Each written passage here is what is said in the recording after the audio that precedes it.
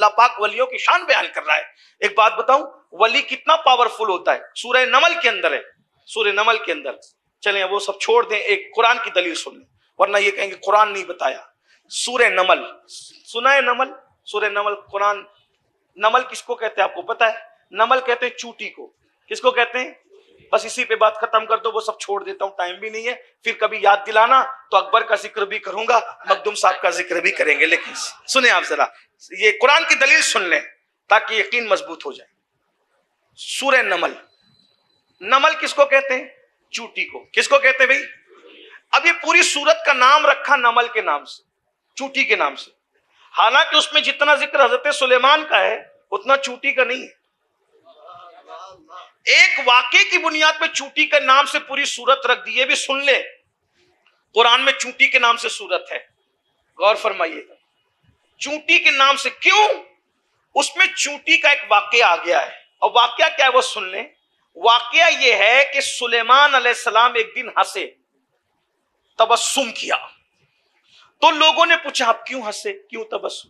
تو فرمایا 3 میل کے فاصلے پر, تفسیر کے ساتھ بیان کرو, 3 میل کے فاصلے پر چوٹیاں ہیں, تو چوٹیوں کی جو بل ہے اس کی چوٹیوں کی سردار اپنی چوٹی بہنوں سے کہہ رہی ہے اے چوٹیوں اپنی اپنی بلوں میں گھس جاؤ, کہیں ایسا نہ ہو کہ سلیمان علیہ السلام کا لشکر لاشعوری طور پہ تمہیں کچل دے.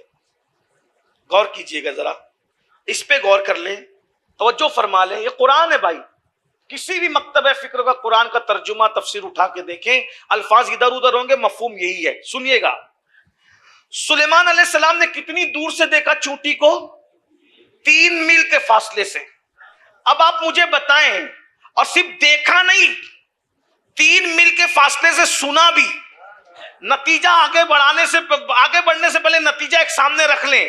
جب سلیمان اتنا سن سکتے ہیں تو جانے سلیمان محمد الرسول اللہ کتنا سن سکتے ہیں؟ سبحان اللہ, سبحان اللہ. جب سلیمان علیہ السلام اتنا دیکھ سکتے ہیں تو جانے سلیمان محمد الرسول اللہ کتنا دیکھ سکتے ہیں, یہ ایک الگ عنوان. لیکن مجھے اس پہ تعجب نہیں ہے, سلیمان تو پیغمبر ہے, تعجب اس پر ہے کہ 3 میل کے فاصلے سے چوٹی نے لشکر سلیمان کو دیکھا.